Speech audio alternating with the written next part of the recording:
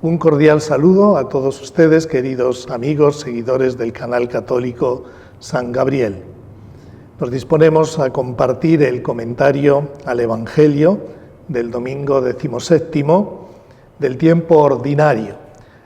A partir de este domingo y otros 4 domingos más, vamos a estar comentando el capítulo 6 del Evangelio de San Juan, lo que se llama el discurso del pan de vida. En aquel tiempo Jesús se fue a la otra orilla del mar de Galilea.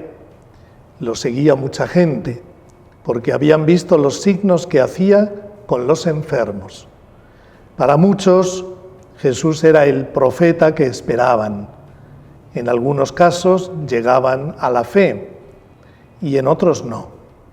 Jesús entonces levantó los ojos y al ver que acudía mucha gente, le dice a Felipe: ¿dónde compraremos panes para dar de comer a toda esta gente?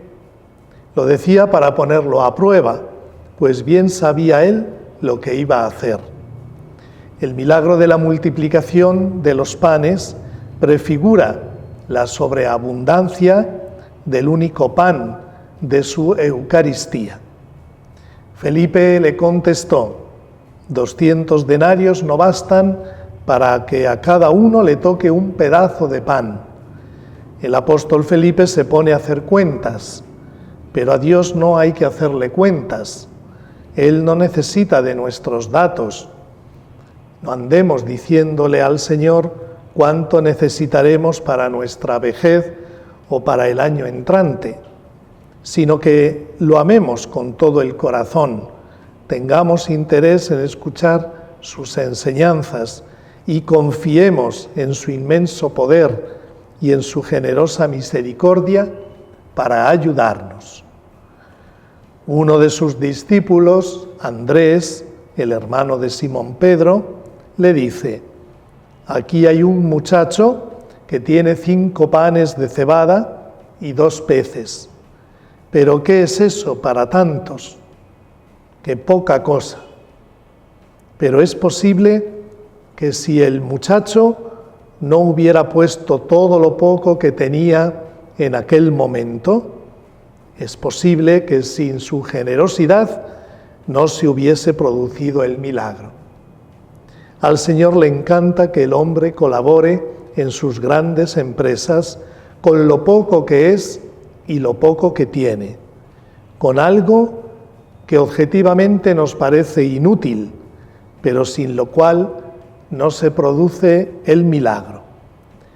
La oferta del apóstol Andrés es humanamente insuficiente para solucionar este problema, pero como está basada en la generosidad, para Jesús es más que suficiente para que actúe con su poder divino.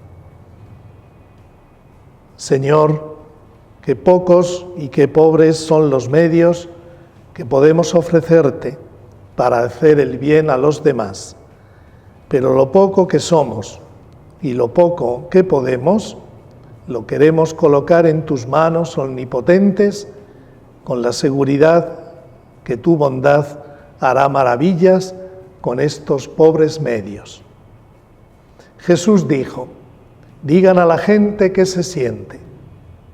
Para el milagro hace falta otra condición, una actitud de fe, de obediencia.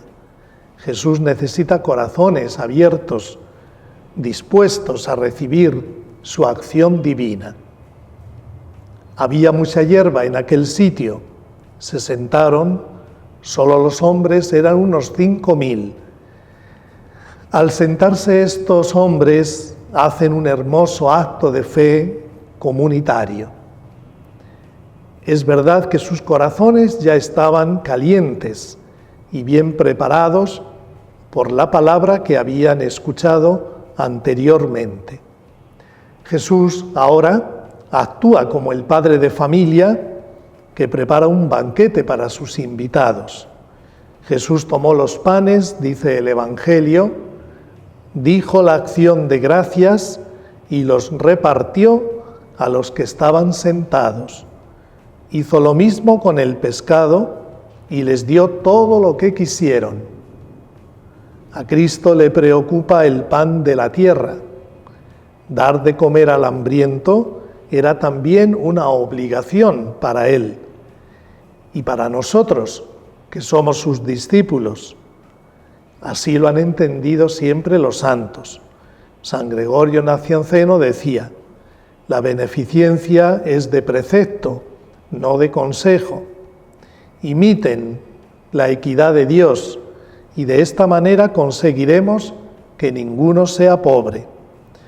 Y San Juan de Ávila escribía: pues Dios nos ha dado su carne y su sangre, que mucho harán ustedes en dar de su hacienda. Jesús dio gracias a Dios.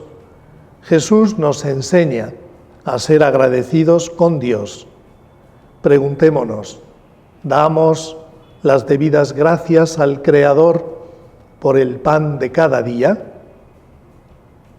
Jesús une predicación y alimento. El milagro es también parte de su anuncio del reino de Dios. Su palabra se hizo pan de la tierra, pero nos recuerda que hay otro pan más alto que cualquier mensaje espiritual, el pan del cielo, el pan de Dios que da la vida eterna al mundo. Y este pan es una persona, Él mismo, el Hijo de Dios vivo. Multiplicar los panes y los peces fue una gran maravilla, pero es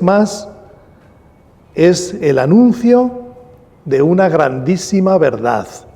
Dios nos ama tanto que está dispuesto hasta dejarse comer por nosotros, a hacerse alimento ordinario para nosotros. El milagro de la multiplicación de los panes prefigura la sobreabundancia del único pan de su Eucaristía. En él Jesús nos da un avance de la institución de este admirable sacramento. Las palabras que pronuncia Jesús para bendecir y el gesto de partir y repartir el pan son las mismas palabras y gestos de la última cena que producirían la transustanciación del pan en el cuerpo del Señor y el vino en su sangre. Jesús aquella noche de la última cena realizó un gesto, partió el pan. El significado de aquel gesto significa el sacrificio que se consumaba entre Jesús y el Padre. Gesto que indicaba inmolación. El pan es el propio Jesús. Al partir el pan se partía a sí mismo por nuestras culpas. Obedece hasta la muerte para reafirmar los derechos de Dios que han sido violados por el pecado. Se entrega para proclamar que Dios es Dios. Gracias a la Eucaristía ya no existen vidas inútiles en el mundo. Nadie debería decir: ¿de qué sirve mi vida? ¿Para qué estoy en el mundo? Estás en el mundo para el fin más sublime que existe, para ser un sacrificio vivo, una Eucaristía de Jesús y con Jesús. Cuando se saciaron, dice a sus discípulos: recojan los pedazos que han sobrado, que nada se desperdicie. Jesús no quiere que se desperdicie nada. El alimento natural del cuerpo es un precioso don del cielo, un precioso don de Dios, y no tenemos ningún derecho a desperdiciarlo. Y para que apareciera más patente a los ojos de todos el milagro, cada uno de ellos pudo comprobar que recogieron y llenaron 12 canastas con los pedazos que sobraron de los 5 panes. El Señor, queridos hermanos, pide todo lo que tenemos y nos devuelve 12 canastos llenos. A Dios nadie le gana en generosidad. A Dios nadie le trabaja gratis. Si damos a Dios con generosidad, recibiremos 100 veces más de Él.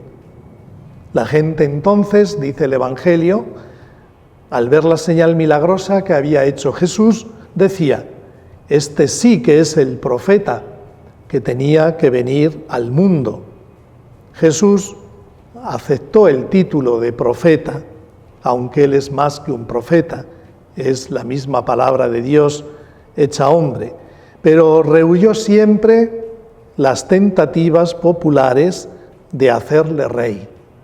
Por eso Jesús, sabiendo que iban a llevárselo para proclamarlo rey, se retiró otra vez a la montaña, él solo. Jesús, una vez más, vemos cómo se retira a un lugar apartado para orar. Queridos hermanos, acojamos esta palabra de Dios de este domingo, pidámosle al Señor que estemos siempre dispuestos a colaborar en la obra redentora de Jesús y a dejarnos alimentar por el Señor a través del sacramento de la Eucaristía. Desearles a todos un feliz domingo, desear especialmente a todos los peruanos unas felices fiestas patrias. Que la bendición de Dios Todopoderoso, Padre, Hijo y Espíritu Santo, descienda sobre ustedes y los acompañe siempre. Hasta la semana que viene, si Dios quiere.